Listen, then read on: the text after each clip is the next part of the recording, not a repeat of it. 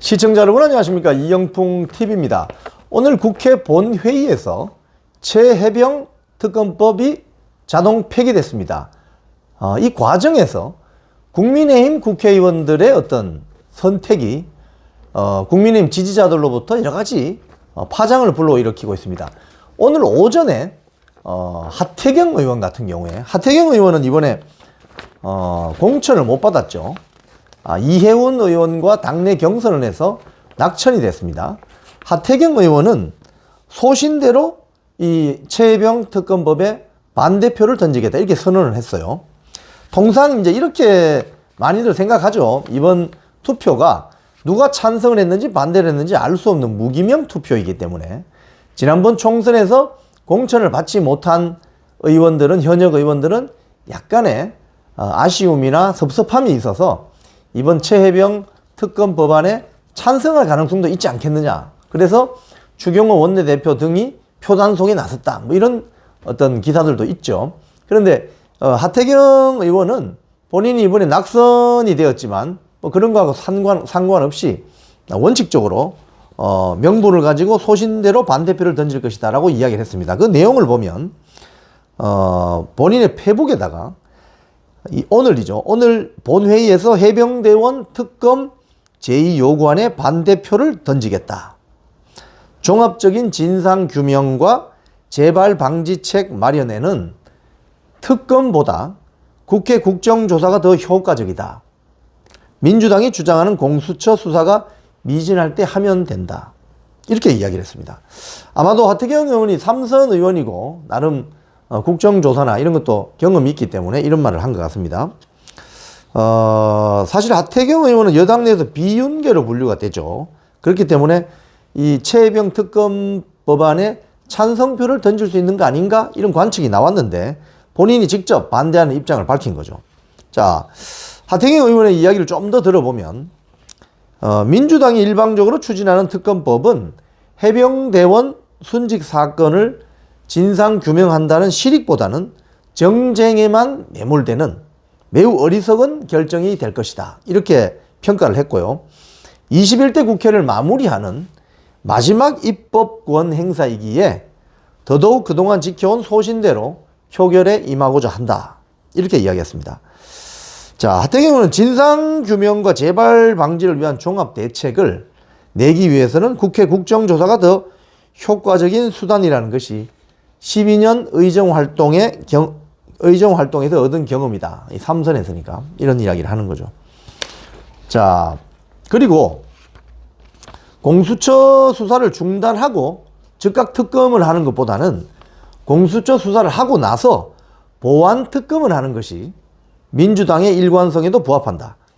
공수처는 사실상 상설 특검의 기능을 하는 것으로서 민주당이 만든 기관 아니냐 이렇게 역질문을 했습니다. 공수처 신설에 앞장섰던 민주당이 공수처를 다시 무력화시키는 이런 아이러니가 아닐 수가 없다. 이렇게 비판을 했어요. 그리고 특검법을 추진하는 민주당 의원들에게도 왜 굳이 경찰 공수처의 수사를 막고 특검을 해야 하는지 물었지만 명쾌한 답변을 하지 못하더라. 이런 이야기를 했죠. 지금 사실 군형법이 민주당 주도로 개정이 되었습니다. 2022년에.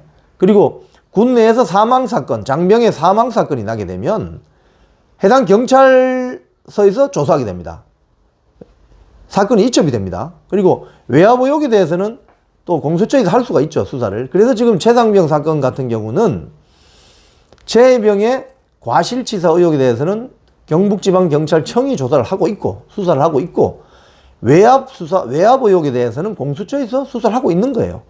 근데 그걸 기다리지 못하고 민주당이 성급히 최혜병 특검법을 통과시키려다가 대통령이 거부권 행사했고 오늘 본회의 투표에서도 부결이 돼버린 거죠. 오히려 민주당 쪽의 그 국회의원들이 이 법안 자체를 반대하는 이 반란표가 더 나와버린 거죠. 자, 그런데 하태경 의원 같은 경우는 이렇게 소신대로 나는 이 법안에 반대하겠다 소신을 밝힌 반면에 지난 며칠 사이 보면은 무려 5명이나 되는 국민의힘 쪽에 있는 국회의원들이 공개적으로 나는 최혜병 특검법에 찬성하겠다는 이야기들을 표명한 의원이 있잖아요. 대표적인 게 안철수 의원입니다. 지금 안철수 의원은 이 언론 보도를 보면 이런 이야기를 했어요. 국민들께서 납득 못하실 경우가 생긴다면 제가 특검하자고 먼저 주장하겠다고 말씀하셨다. 윤석열 대통령이. 그러면서 보수의 가치를 최고로 중요하게 생각한다면 그 상징을 위해서도 특검을 과감하게 수용하는 것이 방법이다. 보수의 가치는 가장 중요한 게 법치입니다. 법치. Rule of the law. 법치. 법에 의한 지배가 아니고 특검법 같은 것에 의한 지배가 아니고 헌법에 의한 지배. 법치.